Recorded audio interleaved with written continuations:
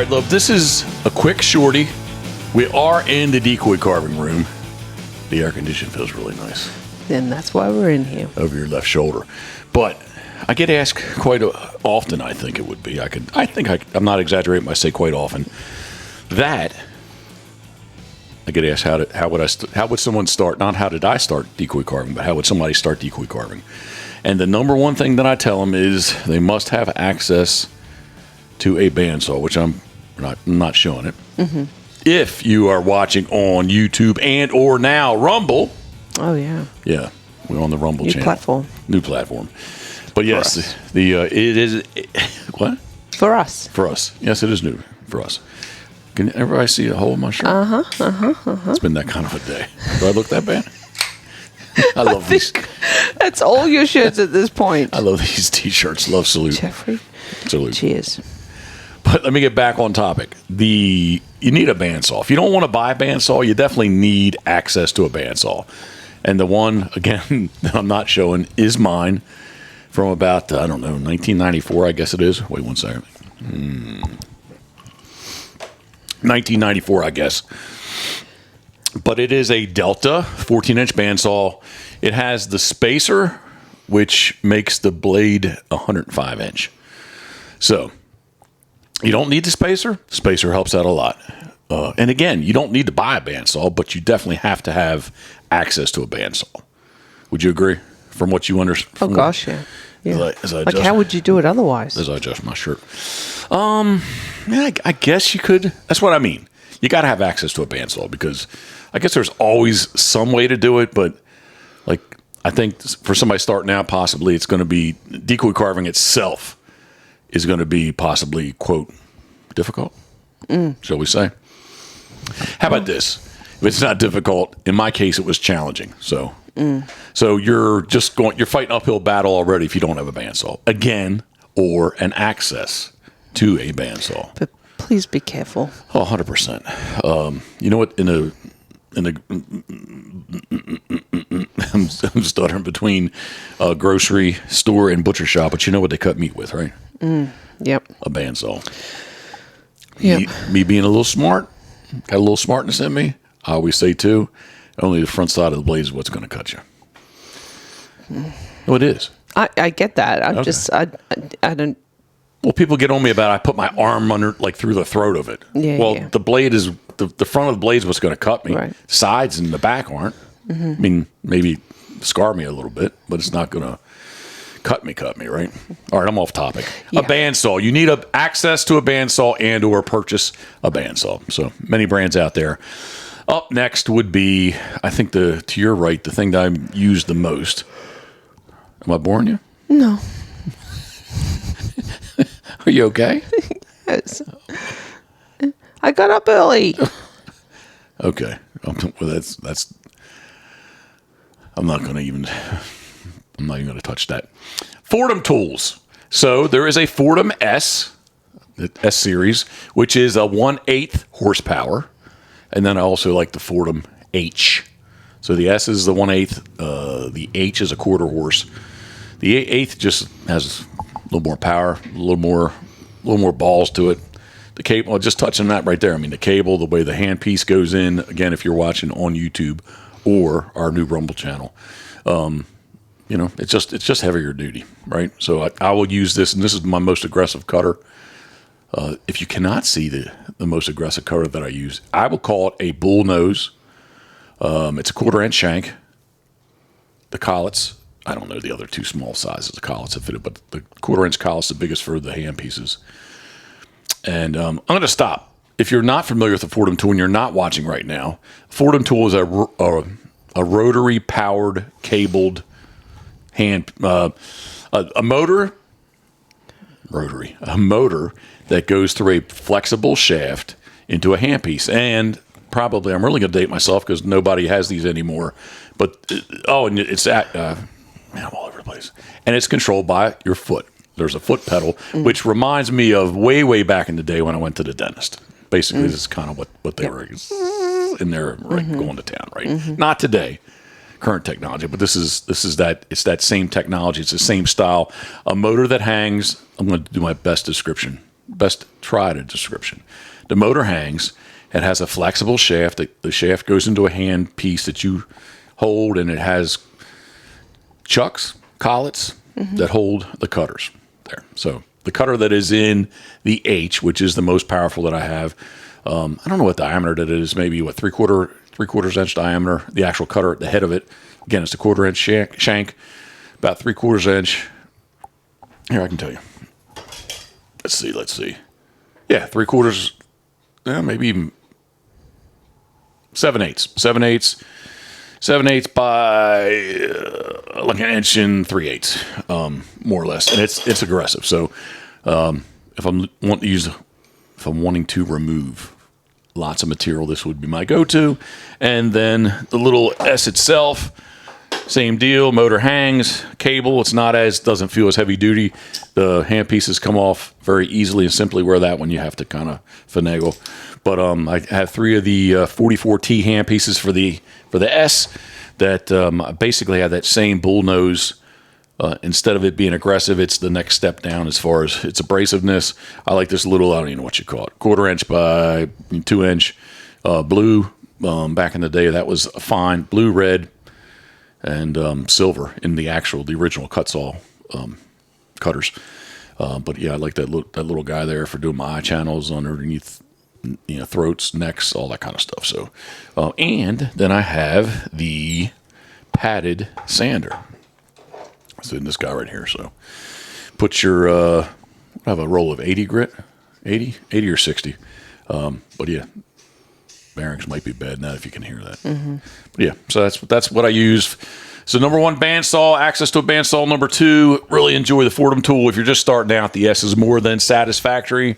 It's going to get the job done for you. Get yourself, you don't need multiple hand pieces. Multiple hand pieces to me just means instead of me changing out with the wrench, the collet, and changing out the head, the cutter, the sander, that I have 3 of them that are already set up, that all I'm doing is just switching between them. And then something that is very handy is I reach over here. This is old. I did a little Instagram on it the other day. This is it's a knife. So for those who are not watching, again, on YouTube or Rumble, this is a knife that I originally started to make from a straight blade razor that I didn't know exactly what I'm doing. I still don't know exactly what I'm doing these days, but I did not know back in the day. And Bill Collins and Pat Vincenti's shop in Churchville finished it off for me. The handpiece was my design, not very sophisticated, but it actually has gotten really kind of smooth over the years. Kind of, I didn't put anything on it. So, but basically the blade, hollow ground. Can you see that, Karen? Mm-hmm. Sort of how it's got that hollowness to it, which makes it easy to get in there, and you can take, and as you pull, you can twist and pull and twist and get things out of there. So, doesn't have to be a hollow ground knife like this. This is a very traditional Upper Chesapeake Bay style knife that anybody that was carving back in the day, or currently would have. But you do need some kind of a knife. What part do you use that on? The bills. Like, the Scoter are not a good example, but the teal there in the bucket I can't grab, but like I would definitely do my quick little. Okay, you get me ahead of myself. I'm not going to show it, but beside you is my quick little wood burner. So what I'm doing with the wood burner and the sides of where the bill meets the face, I used to do that with a knife. Just easier, quicker to do it with the burner, and then I do come back in the top of the bill, the sides of the bill, and then actually go with the bottom outside of rim and just kind of catch that. So that is that's an important tool, and then just especially if you're using northern white cedar like I like to use, man, just it sands beautifully. And again, I'm holding up, if you're not watching on YouTube and or Rumble, just a piece of 60 grit or 80 grit works too. My Amateur Pro tip for using my quarter. So this is a full sheet of paper that I rip into quarter. So this is 8.5 by 11. Basically, this is what you get when you quarter it up into 4 pieces. Yes, quarter equals 4, right? Kind of redundant, but anyway. I do like the on the backside to put duct tape, so it just kind of helps keep that front edge, I think, good and strong. So that's pretty much my tools. You need some pencils, some Sharpies. If you really want to get fancy and get into it, you're gonna use glass eyes. You do need to have something sort of kind of like this. This is a 10 millimeter. Again, if you're not I'm holding up the drill that has the. Well, I guess it's a custom bit that. I guess if somebody's not watching, it would be like a mini Forstner bit, more or less. A mini Forstner bit, but it does have a drill bit in the center to be like to center and or to be the pilot to run it in there. So I have a 10 millimeter, a 9 millimeter, and I have a 12 millimeter too for the big Scoterzillas back in the day. Not the Foamzillas, but the Scoterzillas. My phone kind of keeps making noises. Mm-hmm. I apologize. No? Yeah, it is my phone. Eyes, pencils, Sharpies, glues I like to use for pretty much everything that I'm doing. The Tight Bond 3. You all right? No. I'm hearing these big gasps. No, I didn't realize we were doing this today. I thought we were going to do a walk around and talk about all this stuff. We can, but this is a shorty, love. Okay. That's what the short or shorts. I didn't know it was a shorty Shorter either. shorts. Love, you got to go with me. I'm here. Roll with it. I'm trying to mask. No, I'm trying to task. What do you call it? Multitask. That's what I'm trying to do. Trying to do a couple things here at one time. Okay. Since we took the time to set this up. Okay. Let's get the max for our effort here. I love your communication skills. It's awesome. Sometimes it works best this way that you don't know, so you just go with the flow. All right. No, it doesn't work best for me, but okay. I'm going with the flow. Tight Bond 3 wood glue, as well as I used to be able to get expanding polyurethane glue that Elmer's made, and some back over there. But anyway, Gorilla Glue. Anyway, if you find somebody else that makes expanding polyurethane glue, I suggest that too. So maybe some duct tape. I use duct tape here and there. Hold this to hold that, kind of as a clamp. Well, as the polyurethane expands, it just kind of holds things in place. So I'll use that quite often. I think that's about it. Plastic wood. I use plastic wood to set the eyes. Glass eyes are very difficult to find these days, so good luck on that. I really don't have much of a. Well, I guess the cheapest, easiest way, and they come black and amber are the little set of Amazon eyes. You get an ass load for $8. These like taxidermy would be. Well, these are you can't get these anymore. Tohican is out of business, but these actually come from Germany. If you're not watching on YouTube or Rumble, these suckers used to be $1.50 a pair. Wow. At the end, they were pushing $8, $7 something for a pair. So for the same amount for one pair of these eyes, two eyes, you can get that whole little plastic sleeve of. There's a lot of waste in there because here's a little plastic sleeve. There's a lot of waste in here because really all I'm using is the 10 millimeter and the 9 millimeter. So I wonder if there's a glass blower in Berlin. I wonder if there's something that they could make. Well, currently these work really nice. So until they disappear, I'll keep using that. That's pretty much it. So thoughts, comments, questions, especially if you're on YouTube, Rumble, you can definitely leave them down. Comments, questions, thoughts, suggestions for us down below. The other platforms, I don't know. I don't think you can really. You can't really. There's no way to really leave comments, huh? On Rumble? No, like on iTunes or on any other podcast platform. Just direct message you. Or call. Or text.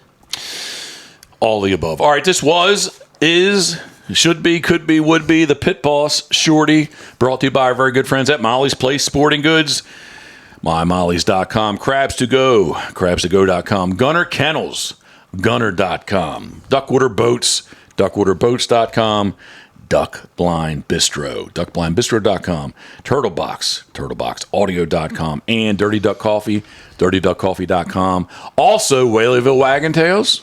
Yep. We are up and running. It is summertime here. It is. Hence forthwith possibly why we're sitting out here today. 'Cause we're not sitting in the outdoor studio. No. Too freaking nasty. Yeah, it is hot. And a shameless? I am shameless. A shameless plug, Pitboss Waterfowl. We are booking, have 1 day left for the 2024-25 season, October 16th, if anybody's interested in that Tuesday. And we're booking for the 25-26 sea duck season right here in Maryland. So once again, I appreciate you taking time to tune in. To tune in. To tune in? Yeah, to tune in. All right, love, I love you. Thank you very much. Appreciate you playing along because you did not know this. Nope. All right. As always, thinking of you, we are. Boom.